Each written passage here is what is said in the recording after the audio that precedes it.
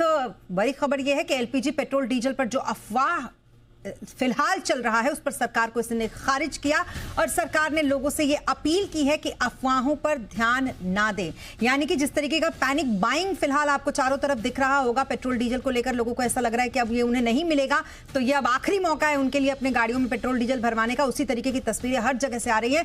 इस पर सरकार ने कहा है कि प्लीज आप अफवाहों पर ध्यान ना दें, स्टॉक हमारे पास मौजूद है। और क्या कुछ कहा है सरकार ने, इसके लिए चलते हैं। हमारे संवाददाता अमरीश पांडे हमारे साथ जुड़ चुके हैं उनके पास।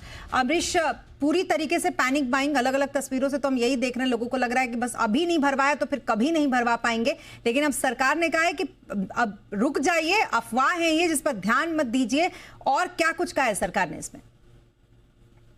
देखिए, जिस तरीके से जी बिजनेस अपनी जिम्मेदारी निभाते हुए लगातार दर्शकों से अपील कर रहा है कि अफवाहों पर ध्यान मत दीजिए, देश में पर्याप्त स्टॉक है एनर्जी का।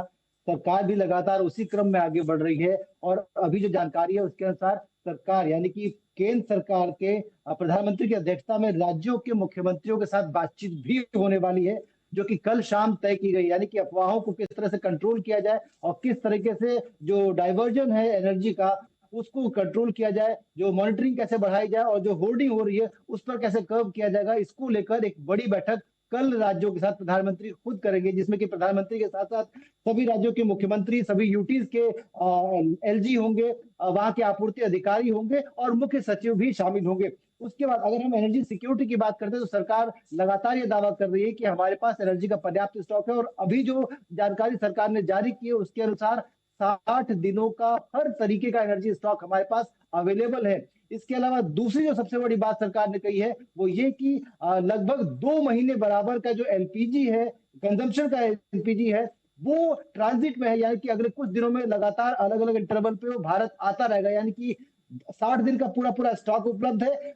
2 महीने बराबर यानी कि अगले 60 दिन के लिए रोजाना जो खपत का एलपीजी है वो लगातार भारत पहुंचता रहेगा। इसके अलावा इंडस्ट्रियल जो गैस है उसकी सप्लाई भी लगातार जारी है और 60 दिन के क्रूड के साथ साथ अगले 2 महीने के लिए जो क्रूड की सप्लाई है उसको भी रिफाइनरीज ने सिक्योर कर लिया। यानी कि रिफाइनरीज के पास जो स्टॉक है उसके इतर अगले 60 दिन यानी कि अगर टोटल देखें तो लगभग 4 महीने का स्टॉक ट्रांजिट में है। यानी कि एक 60 दिन स्टोरेज में है और 60 दिन रास्ते में है, जो कि अगले कुछ दिनों में पहुंचता रहेगा धीरे धीरे। तो क्रूड की, एलपीजी की, गैस की, एलएनजी की, पेट्रोल डीजल की कोई किल्लत नहीं है।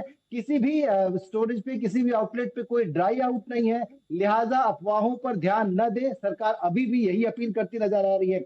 हालांकि सरकार ने जो अलग अलग स्टेप्स उठाए थे उसको लेकर और तेजी करने की बात कही है। ये कहा जा रहा है कि जिन जगहों पे पीएनजी की सुविधा उपलब्ध है उन जगहों पे जो एलपीजी कनेक्शन है या फिर एलपीजी के कंज्यूमर्स हैं उनको पीएनजी पे शिफ्ट करने की बात को और तेज करने की जरूरत है। जो कंपनियां हैं, सीजीडी कंपनियां, उनसे भी कहा जा रहा है कि वो इस पर एक्शन ले और राज्यों से भी लगातार कहा जा रहा है कि वो इसको इनिशिएट करें ताकि लोग खुद ब खुद राज्यों के साथ मिलकर अपने आप को एलपीजी से शिफ्ट करके पीएनजी पे जाए। सबसे बड़ी दिक्कत जो पीएनजी और सिचुएशन कुछ ऐसी हो गई है अमरीश की, अगर मैं सही मायने में कहूं तो सरकार को यहाँ पर एक पूरा ऐसा लगता है कि कैंपेन चलाना पड़ेगा। कुछ ऐसे लोगों को अपॉइंट करने की बात करनी पड़ेगी जो पेट्रोल पंप के बाहर खड़े होकर लोगों को बताए कि भैया आज पेट्रोल नहीं लोगे तो ऐसा नहीं है कि पेट्रोल नहीं मिलेगा, आराम से अपने घर जाओ, पेट्रोल आपको मिलता रहेगा। इस तरीके की जो सिचुएशन है और खास करके जो फोटोज दिखा के सोशल मीडिया पे डालकर और भी ज्यादा इसको मतलब जिसको नहीं लग रहा है कि संकट है उसको भी लगने लग रहा है वो फोटो देखने के बाद कि संकट तो जरूर है, जिस हिसाब से ये पूरा का पूरा सिचुएशन इस वक्त दिख रहा है। अमरीश, इस तरीके से भी काम करने की जरूरत फिलहाल तो लग रही है। जो आपने सजेशन दिया लगभग उसी हिसाब से जो बैठक कल बुलाई गई है उसमें यही चर्चा होनी है। जो सीएम के साथ पीएम की मीटिंग है उसमें सबसे बड़ा एजेंडा यही होगा कि जब एनर्जी क्राइसिस नहीं है, जो डिस्ट्रीब्यूशन या एलोकेशन है उसमें कोई दिक्कत नहीं आ रही है, जो पुराना कंजम्पशन का रेट था या फिर डिलीवरी का रेट था लगभग उसी रेट पर एलपीजी, एलएनजी और पेट्रोल डीजल लगातार सप्लाई हो रहा है, तो फिर आखिर क्या वजह है कि राज्यों में ये किल्लत हो रही है या फिर क्यों इस तरह का पैनिक हो रहा है? राज्यों को इस पर एक्शन और तेज करने की बात है। और हमने देखा कि पिछले कुछ दिनों में या फिर ये कहें कि पिछले 24 घंटों में जब से हमने भी इसको और प्रमुखता से दिखाना शुरू किया है, राज्यों ने होर्डिंग को लेकर, राज्यों ने इस तरह की अफवाहों को लेकर एक्शन तेज कर दिया है। सिर्फ अगर उत्तर प्रदेश की बात करते तो लगभग 86 एफआईआर की गई हैं। इसके अलावा औचक निरीक्षण उन पेट्रोल पंप से किए गए जहां पे कि अफवाह थी कि वहां लंबी लाइन लगी है या फिर स्टॉक कम है, और वहां ये पता चला कि कोई स्टॉक की कमी नहीं है। कुछ पेट्रोल पंप से ड्राई आउट था, उसके पीछे की वजह ये थी कि जो उनकी सप्लाई की गाड़ी थी उसको आने में थोड़ी देर हुई थी, और वो देरी भी इस वजह से थी कि पेट्रोल पंप का आसपास का जो पूरा एरिया था उसमें बाकी लोगों ने अपनी गाड़ियों की पार्किंग कर रखी थी,